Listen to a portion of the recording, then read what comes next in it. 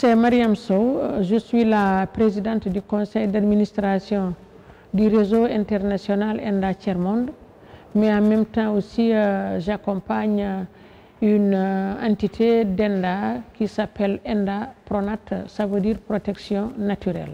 Par rapport à la personne, j'ai découvert un homme qui a quand même une conviction, et une conviction réelle basée sur son vécu, surtout qui avait tous les moyens de vivre confortablement chez lui en France ou même en Algérie où il était là-bas en tant que grand homme diplomate, mais qui a vécu la marginalisation, les inégalités qui étaient en train de se développer de par le monde et qui a pris l'engagement de laisser tout ce confort-là pour devenir un réel acteur de changement.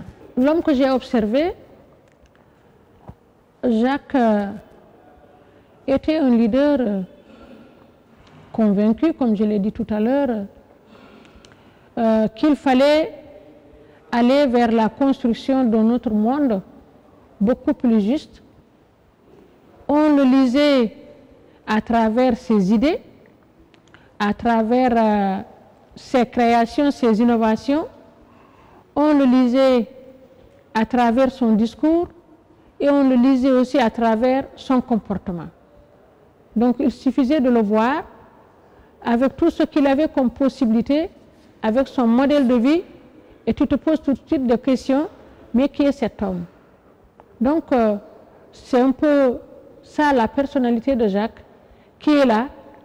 Et tu as l'imagination, Jacques n'est à côté que des démunis, donc des pauvres. Mais à un moment donné aussi, tu le retrouves avec les politiques. Tu te dis, mais celui-là, il est partout finalement. Donc, au niveau de la base, avec les populations, au niveau politique, avec les dirigeants politiques, mais au niveau aussi international avec les grandes institutions, toujours pour défendre l'équité, l'égalité sociale des peuples, surtout du tiers-monde. Bon, ce que je peux reprendre aussi, c'est de dire, quand il a vécu, quand il a senti ces inégalités, donc il a valorisé aussi ses relations sociales, ses amitiés qu'il a eues pendant qu'il était étudiant. Donc il a repéré aussi, il sait aussi, ça aussi c'est une conviction. À seul, tu ne peux pas faire grand-chose, mais c'est avec plusieurs.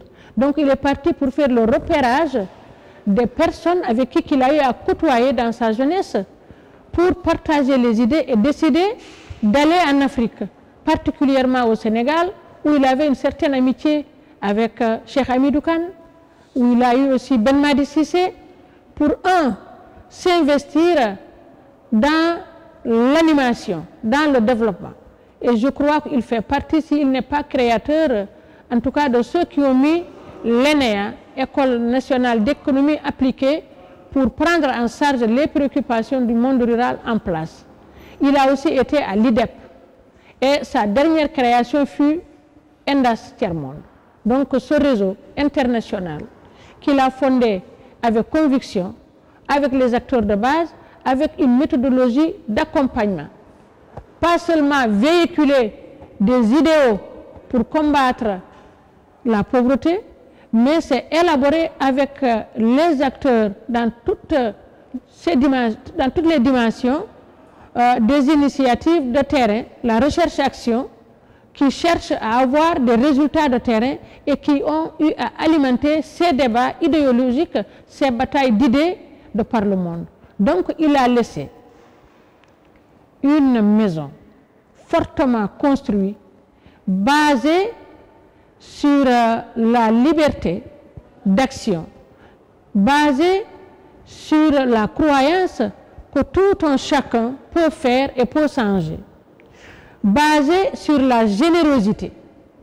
Et cette maison, c'est ENDA Tiers-Monde, qui depuis 1972, à chaque étape, tu penses que c'est aujourd'hui ENDA, parce que c'est une organisation qui est là en situation de recherche-action et dans son processus réactualise toutes les situations que les pauvres sont en train de vivre. Et aujourd'hui, l'avenir l'a donné raison. Si on parle avec tout ce qu'on dit sur les changements climatiques, sur la dégradation de l'environnement, l'agroécologie dont on parle, et si je dis agroécologie encore, je balaye large parce qu'il a balayé large. C'est l'agriculture, c'est l'élevage, c'est l'habitat, c'est la pêche, c'est aussi l'urbain. Donc pour tout ça, Jacques avait quand même pressenti, attention, il y a des dérèglements qui arrivent, il faut voir, il faut changer. Et il a cru aussi que la société civile est un des acteurs fondamentaux pour aller vers ces changements. Et il a su aussi que ce n'est pas un seul, et il a initié l'unification de l'ensemble des acteurs de la société civile, les ONG au niveau national, autour d'une structure qui s'appelle aussi CONGAD. Donc tout ça aussi, c'est les réflexions de Jacques Bignicourt. Jacques, oui, qui était au cœur, qui était avec les populations.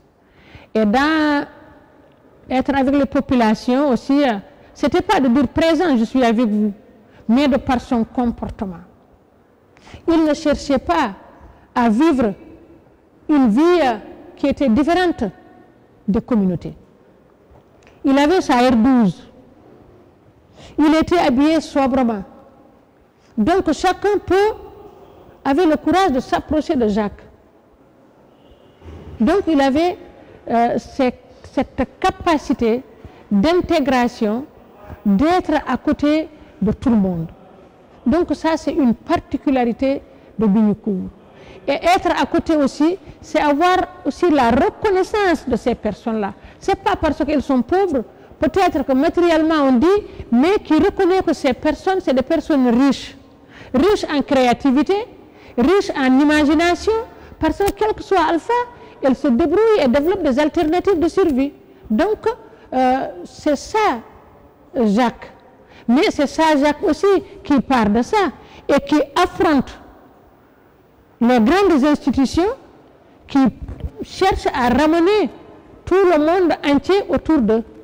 Il a osé affronter les idéaux de façon très claire et nette de la Banque mondiale. Quand même qu'on le veuille ou non, on sait que ça ne tient pas. Mais lui, il n'hésitait pas à aller à attaquer, mais à attaquer correctement, avec un raisonnement cohérent, avec une générosité vis-à-vis de tout le monde.